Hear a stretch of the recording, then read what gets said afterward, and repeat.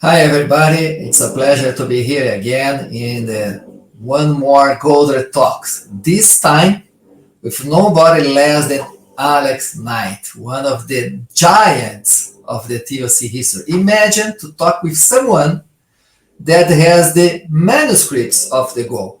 Someone that met Eli even before he wrote the goal, when Eli was spreading the TOC idea in the US. I remember that time we were having this conversation at my home in Brazil. Alex was really unforgettable. So, Alex, it's a pleasure to have you here. Please introduce yourself. So, hi everybody. It's a great pleasure to be here and have the opportunity to talk with you. I'm always ready to support Oreo in everything he does. He's one of the true leaders himself of TOC. My own background actually is an interesting one with TOC because it started when I was 28 years old, which, as you can see from the color of my hair, is quite a few years ago. Yes, well over 30 years ago. And in those days, I was working at a business school in the UK, a business school called Ashridge Management College, which was one of the top European business schools. And I was very, very early in my career at that time. In fact, I was nothing more than a researcher under development, so the sort of lowest form of academic life that you had in those days. And I was lucky enough to be working on a project for the chief executive of the organization, a very clever man called Philip Sadler. And he was going to go to a conference in London. It was a conference that was set up for all of the chief executives of all of the business schools in Europe. And unfortunately, on the day of the conference, he was ill. And he phoned in and said to his secretary, "Send Alex." So I got to go to the conference instead of my boss's boss's boss's boss. And when I walked into the room, the conference was actually being run by Eli. And it was one of his first ever conferences that he ran. Very small group, about 20 of us in the room. And it had in the room all of the good and the great of the executive business schools of Europe. So there was people from London Business School and INSEAD and IMED and many other people from the top schools. And very senior people, many of which had lectured me at my university days. So I was the student in the room. And Eli then launched into a 3-day conference with these people. And I remember it because it changed my life. It literally had one of those moments where everything in your life changes. Mainly because I just finished my master's degree and I just written my thesis all around how to manage complex manufacturing environments. And I think we were about 40 minutes into Eli's presentation when he basically disproved the fundamental assumption upon which the whole of my thesis was based. So the last 3 years of my life, he just, one of those lovely Eli sentences, he just demonstrated that not all resources are equal. Some resources are more important than others. And if you don't treat them differently, then you're going to come up with the wrong answers. And I'd come up with a wonderful optimization solution that was based around all resources being equal. So within no time at all, I felt this big in the room. This part I didn't remember. He destroyed your thesis. He destroyed it. Literally, he destroyed the whole thing. And I remember at the end of the first day, a lot of other people's assumptions had been challenged. And at the end of the day, I was the last out of the room. Why? Because I was sitting at the back of the room. Yes. And Eli said to me, as he always did in those first early days, "It was great, wasn't it, Alex?" And I said, "Well, I'll be interested to see how many people come back tomorrow." I'm British. I'm very polite. I always, because I thought he'd been so challenging that maybe he would lose some of the audience. But of course I was wrong because everybody came back the next day. But for me, he took me to one side and he started talking to me. And that became the basis of our friendship for the next 35 years. So much so that I think that evening, it was based down in London. I think I left at about 3 o'clock in the morning with no hotel to stay in, to be back in the classroom at 9 o'clock the next day. So my introduction to Eli was one that was staggering, really. It was a real challenge to everything that I'd spent the previous whole of my educational career learning. He managed to uproot those assumptions and get me to start to think differently. And that was the privilege, really, of being coached and mentored by Eli over the next 30 so years. It was an amazing experience. I worked on many projects with him. I went around the world with him. I sat in on many of those early presentations before the goal was written, before TOC was even TOC. It wasn't even called TOC in those days. And I watched Eli meticulously and logically give a simple explanation to these very complex situations, and time again get people to see things differently. And for me, that was his skill. He didn't just get people to see things differently, he got people to see differently. He actually got them to see the world in a completely different manner. And that was what was so astonishing about those early days of working with Eli. I loved every moment of it. I felt very privileged and was just lucky enough, really, to spend the time. I also meant spending many days. I was allowed to go and visit him in his house in Israel, and his lovely wife used to look after us as we spent the nights talking about various topics. And because I came from the UK, and in those days we didn't have much of a manufacturing industry, he helped me think through how to apply TOC in many different industries, in the banking sector, in the insurance sector, in tourism, and also in places like healthcare, which I ended up spending a lot of my time on. So a fascinating introduction to Eli. By the way, I think it's because of it you wrote this book, right? You're absolutely correct, yes. Yeah, tell us a little the story of Friday Joy, please, Alex. Well, my English teacher at school always gave me a very poor grade for my storytelling. But it was Eli who inspired me to write the book. Right close to one of the last times I ever saw Eli, he asked me, it was an Israeli ask. Yeah, you don't say no to I can imagine, believe me, I can imagine. But he asked me to do three things, one of which was to write a book on the healthcare solution that he'd been helping me develop over all those years. And it was a fascinating moment for me. We were sitting in a car park outside of the hospital where he was being treated in his final days. He was sitting on a bench, and above this bench there was a no smoking sign. He was sucking on his pipe and telling me about the next book he was going to write, and explaining to me that I must also write the book Pride and Joy. And it was in that moment that I agreed to do it, and I committed to do it. And it was one of the most exciting things I've done in my career, really. I was very lucky to have somebody to help me with some of the writing of it, but everything was really based upon what I'd learned in all those years being coached and mentored by Eli. I took the challenge of writing it as a story, just like the goal, and I based it upon real characters, everyone that I've worked with over the years. So if you read the book, everyone that you see and all the conversations that happened are for real. They're actually part of a true story of projects that we've done in healthcare over the years. But it was down to Eli's inspiration that got me to put the book together. And I recommend you all have a go. It's not easy, but it's definitely very rewarding to do something like that. And Alex, one of the things I always like to talk with you, it's because it's not about applications only, right? You really got the meaning of TOC. And to exemplify that, please explain why the title of this book is Pride and Joy.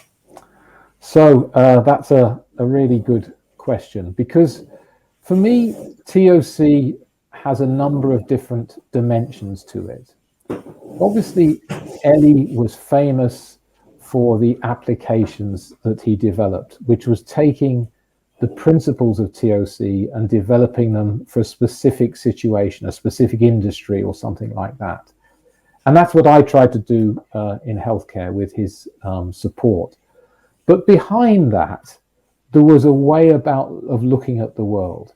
Eli was always interested in the unusual. Yes, I watched him so many times do an analysis of a situation that was new to him. And I always remember the approach he adopted. He would never listen to a word that any expert told him. Anyone who knew about the industry, he would never listen to them first. He would always start by seeing if he could develop his own hypothesis based upon the situation that was presented in front of him, based upon the undesirable effects or whatever that he saw in the industry. And he would come up with his own hypothesis first. And then, and only then, would he discuss with others about whether or not there were flaws in the hypothesis that he'd developed. And it was through this brave approach of saying, I may know nothing about the situation, but I understand the principles of how systems work. He understood about dependencies. He understood about variability. He understood about how all these things interacted. And so he could almost go into any industry and very quickly identify what the core issues was. So that was the first level below the applications. Those were the principles in which he developed the applications.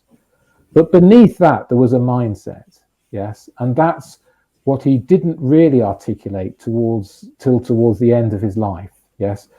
When it was those basic assumptions upon which he believed in, which helped him to come up with those solutions, yes? And that was the starting point of people are good, yes? Mm-hmm. However frustrating the situation, and I can tell you, I put him in many a frustrating situation. I was a slow student to learn, yes? But he never gave up, yeah? He always assumed people are good, and he always tried to understand why, if people were bad, there was something driving that poor behavior, yes? They weren't born like that, if you like. Mm-hmm. He always believed there had to be a simple underlying solution to everything that was around him, yes? He really genuinely believed in inherent simplicity, yes? If the world was that complicated, we wouldn't be put on this planet, was what he always used to say to me. We were put on this planet to try and understand the simplicity that was there. And it was that belief that helped him to develop those ideas out of nothing. It wasn't that he was an expert in these industries. He knew nothing about the industries when he developed these breakthroughs. Yeah, he learned by doing and learned by starting. And then he always went back to first principles. Yeah, he was never ever frightened of what some people would say is showing his ignorance. Yeah, he wanted to check the basic principles upon which the discussion was being had. And time again, he found a flaw in those basic assumptions which enabled him to build a solution. Mm-hmm. So actually a very simple process that he used in every instance. But how you make the connection to pride and joy, the name? Okay, sorry, I diverted there. No, that's amazing. So pride and joy is one of three ingredients to the solution that we developed in healthcare. We called the book Pride and Joy for two reasons. Yeah, the first is by far the most important reason. One of the things Eli taught me is if you implement a good solution, a new idea, you should be able to predict the positive effects that are going to be an outcome of your solution. Yes. Mm-hmm. And for me in healthcare, one of the most important effects after you've delivered all the breakthroughs in productivity and the improvements in quality and all the rest of it is that you've created a system where the people who work in the system can be proud of the work that they're doing, and in a very difficult situation they can still enjoy everything they do. They can be proud of their work and they can enjoy it. Not just the staff, by the way, but also, in a funny way, the patients as well. Hospitals live in communities. Yes, they're often a very key part of a local community. Lots of people work there and they know lots of other people in the community. So if you can create pride and joy in the workforce, you will create pride and joy in the community. So that's the main reason why I called it Pride and Joy. It's the ultimate positive outcome that you want from an implementation of this approach. The second reason is a stupid reason. I play the guitar, and my favorite guitarist is somebody called Stevie Ray Vaughan, who we lost in his very early part of his career. He was a Texas blues guitar player. Anyone that knows his music, you'll know his very famous song called Pride and Joy. I took it a little bit further in the book. The book has 24 chapters, exactly the same number of bars in Stevie Ray Vaughan's Pride and Joy guitar solo. Nice. Very nice. Now, the book is one of three parts of the solution, because the book is there to try and help people follow through for themselves, to check out whether our analysis is correct, whether our proposed direction of solution is correct, and whether it would work in their environment. And that's what the book's really all about, helping somebody to develop their own understanding and see whether the solution makes sense for them.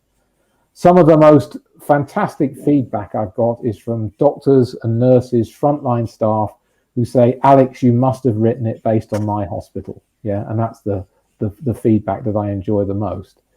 The second thing that we developed was a software tool to support the book.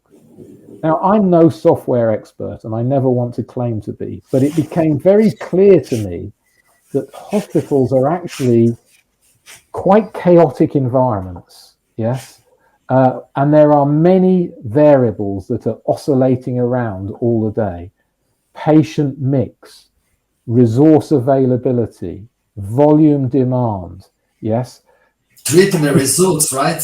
Yes, capability of resource. Yes, absolutely. It's built upon a place of learning. Most hospitals are places where people learn, so their capability is obviously going to change as their career changes. Yeah, so an environment with many, many variables. And although the TOC solution does bring a very simple solution to this environment, and it does need some support, yes, in that sort of environment. That's why we built the software to help with that environment. So that's the second thing. The third thing is I wanted to make the solution available on a global basis, yes? And I wanted it to be available for lots of different consultancies and lots of different organizations, both healthcare and otherwise. I didn't want to be our own constraint to the solution. So the third thing we wrote was a sort of implementation guideline based around a strategy and tactics tree. So we wrote the full strategy and tactics tree, which is one of the tools that Eli developed for this particular environment. And by the way, my feedback to you is one of the most complete SN3 I ever saw. It's almost perfect. There's nothing to change, right? It's there. Everything is there. A lot of experience. Easy to understand. Is the real meaning, the objective of SN3, right? To communicate the logic, to communicate the secret. It's amazing. Well, thank you very much for that, because to be honest, it took longer to write than the book, and it was more of a challenge to write than the book. I can imagine. Because it's about 150 pages, I think, of pure logic, which is never easy.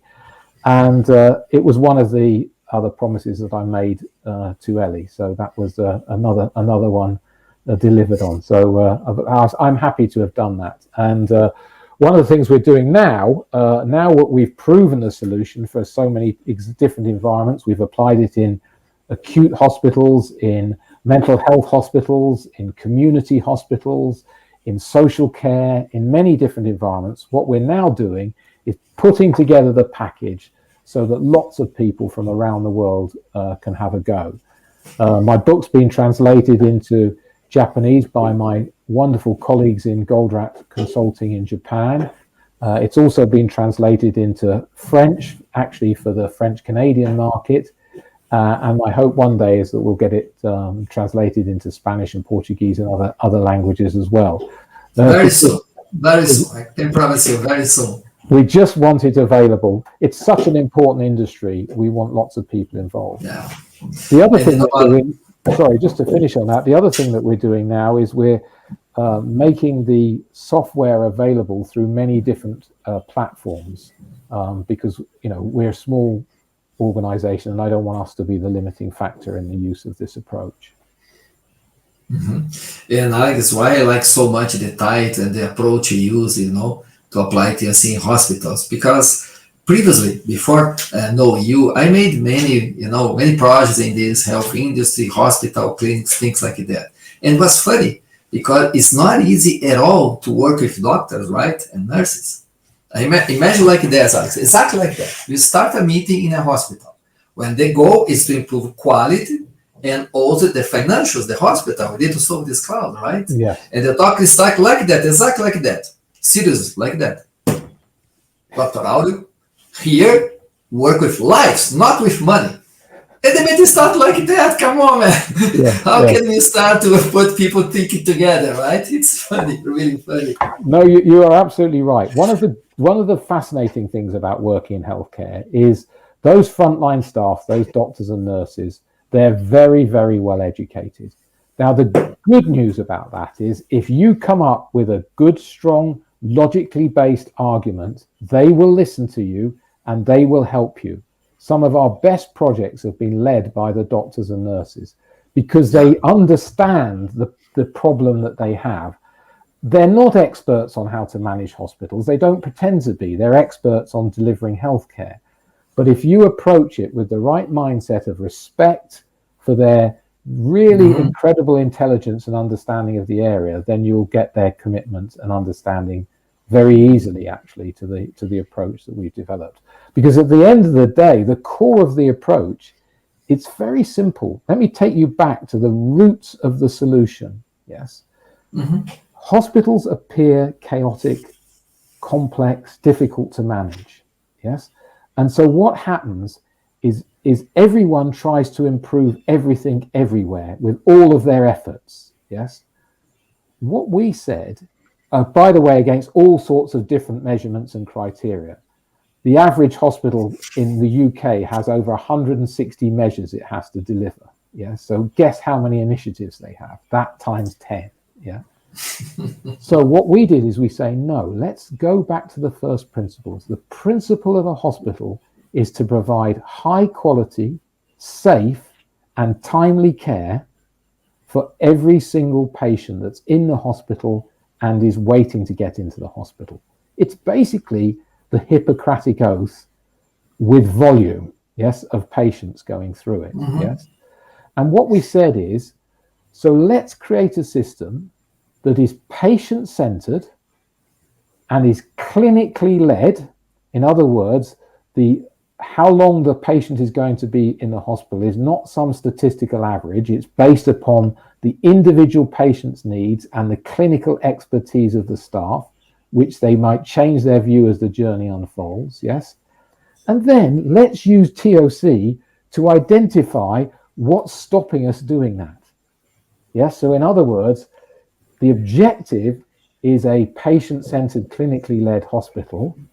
TOC is applied to find out why the hell we can't and which task carried out by which resource is most often causing the most disruption and the most delay. Focus. Yes, that's where TOC helps us. Yes, to find out why we can't be patient-centered and clinically led. But the starting point is no compromises, straight TOC. What's the goal? Patient-centered, clinically led. Every single patient, the one in the hospital and the ones in the queue. How do we resolve that? By the way, on the run, we dramatically improve the finances because we stop all the chaos that's going on. Yeah, and we smooth the flow and we increase the number of patients that go through the same resources. Classic TOC. And look, Alex, this is not only a side effects in a country like Brazil, for example, where how to finance the health system is the key to deliver health to everybody. That's crucial. you really need to take care about it as well, right? Well, I was just on a call a moment ago to one of your colleagues in India, yes, and he was explaining that because of the COVID crisis, they have opened up 2.5 times capacity of healthcare. So they've added 250% to their healthcare capacity, and they still have backlogs, queues, and all the rest of it. So it's not about capacity alone. It's about how do I improve the flow? Yeah. How do I manage these very complicated or apparently complicated systems? Mm-hmm. Underneath them, they're just like every other system. Dependent events, statistical fluctuations, and all the rest of it. And Alex, now to unfortunately to finalize this time, and I hope you come back more times. I hope you enjoy to have this conversation. But you know, to finalize, I remember when I showed you, remember my wife's methodology to apply TOC in the coach process, right? And you gave me a really good feedback, not talking about details, you know, in a more, you know, mindset of TOC. How really think, you put here, how to put TOC in the health system. What means that, Alex? Which kind of advice you can share with us if you go to a new field or even in an old field, right? If you really get a step back and think, do I have really applied TOC in the right way here? What can you say? Well, your wife's book, Martha's book, is tremendous. It's an amazing book. And it really is, because what she did was she took some of the principles of TOC and she has used them to come up with an understanding of a completely new environment. Not a sort of logistical environment, actually how you deal with supporting and coaching people, yes? So it's a completely different sort of world, yes? But she took the principles, yes? And that's what's so important. Thanks, I appreciate your feedback. My question is more about, you know, the advice you gave me, right? The feedback. So the advice is this. Think. Okay. Well, you know what? I think you need to explore this side because... Yeah. So the advice I would give to anyone is, first of all, don't be frightened about any industry. TOC can be applied in any industry you like, yes? In the early days, I didn't do any applications in manufacturing or supply chain because I didn't have customers in that area. I was doing banking, insurance, healthcare, tourism, all sorts of different industries, yes? So don't be frightened of the industry. Every industry has it. What I would do is I would start by looking for something that's happening in that industry that everybody sort of accepts as the norm, and yet in reality, it's absolutely stupid. It sounds so simple, that, yes, but that's what Eli taught me. He said, look for the blindingly obvious mistake that everyone is doing, yes? So, for example, when I first started working in insurance, yes, one of the things that became very interesting to me was they basically retrain and grow a brand new sales force almost every year. Why? Because 85-90% of them fail as salespeople. Yes. So in other words, they have this massive recruitment process, a massive training process to then send these people out to try and sell life insurance. And a year later, most of them have given up. Now, isn't that obvious that that can't be right? Yes. And when we first looked at that, we actually did two things with TOC. First of all, we did a very simple buffer management system on the recruitment and on the training of these Salesforce people. That was the first thing we did. The second thing we did is we used the thinking process to identify what were the obstacles in the mind of the customers that they weren't addressing when they were trying to sell these products. Yes. And we actually changed the basis of the offer that they were using. So we smoothed the flow of the process, and we changed one of the core parts of how to sell in this sort of environment. In essence, they were trying to use a benefits-based sale to deal with a life-changing sale for somebody, you know, buying life insurance and something like that. Yes. And every single time I go to Eli and I talk to him about these industries, and I'd be going there with a sort of TOC application in my head, and he'd say, forget it, Alex, forget everything to do with the applications. When their time comes, we'll use them. Yeah. The first thing we have to understand is what is so obviously wrong about the way this industry is operating. Yeah. Where are they spending huge amounts of money unnecessarily in terms of it's the only thing they can do? Because if you think about it in TOC terms, what that is it's a response to an unresolved, undesirable effect or an unresolved dilemma. So where you are getting a massive response that's costing lots of money, that's taking huge resources, just think to yourself, what the hell are they trying to solve? In other words, they are decorating the fish, right? They are decorating the fish. That's exactly what they are doing, yes? And that's what he taught me. And obviously, Ishai has written a whole book around it, another brilliant book you should all read about that, Stop Decorating the Fish, yes? Because that's what Eli taught us all to do, yes, is to focus in on the thing that is really the mistake in the industry. Yeah, and time again, that's what he would do. And then maybe there's an application that can help you solve it. But forget about the applications to start with. Focus in on what's the most obvious problem that hasn't been solved. Yeah, and Ishai and Kristen, right, wrote the book, and they mentioned the 7 seductors, right? Yeah. Sedatives. Maybe the 8th one, right, to TOC guys is to look for the common applications. No, forgot the applications. Yes. Thinking clearly. Think clearly. Thinking clearly is the starting point of all TOC. Yes.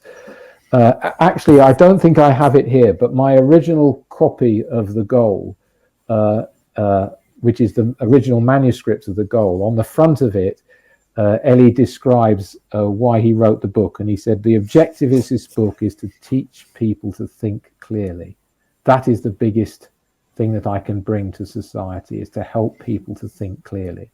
And when you mention the manuscript, it's by hand. It's not by hand. It was turned into a book, but it was before it was ever published. Yes, in there,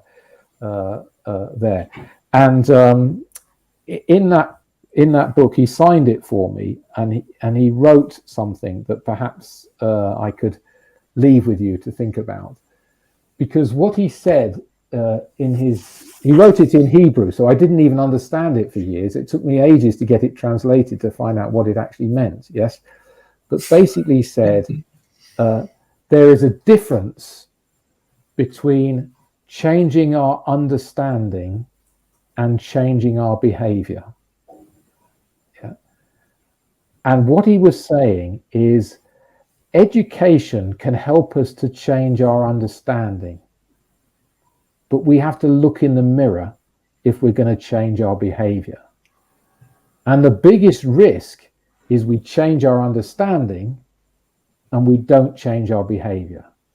Wow, and in that instance, we just become a pain in the ass for everyone. Yeah, because we pretend to be the know-it-all. Yes. And what I hope is that people understand the first step in TOC is a change in understanding.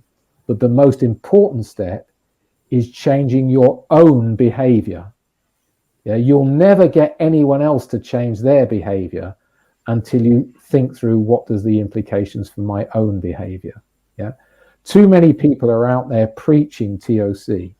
Yeah, and they'll get nowhere with it. Yes, what we have to do is to, just like Eli did with me, we have to get other people to come up with their own understanding of it. Yes. And that's what Eli was such a master at.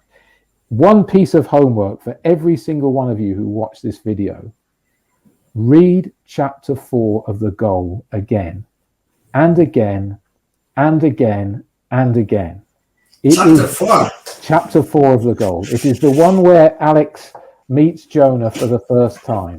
Yes, and that particular chapter is nectar. It's the best chapter Eli ever wrote, in my opinion, because not only does he get Alex to understand that it's a waste of time going to the conference to learn about robotics solution to the 80s productivity crisis.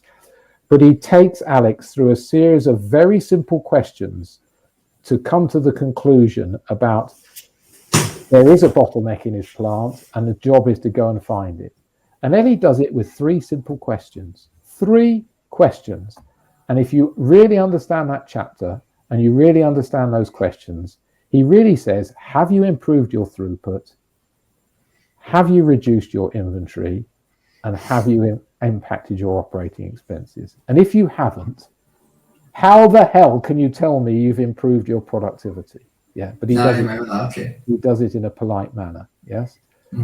So I would recommend read the goal, read it again, but slow down and read chapter 4, because it is the most clever chapter, in my view, that Eli ever wrote.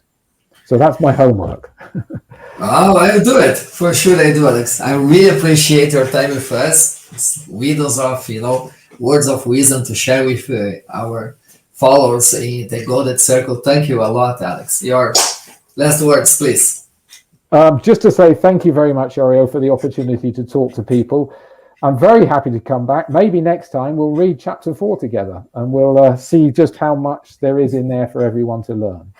But good. For now, I'll just say bye-bye to you all, and I wish you all a very safe time in these difficult times. Thank you, Alex. Bye-bye. Bye-bye.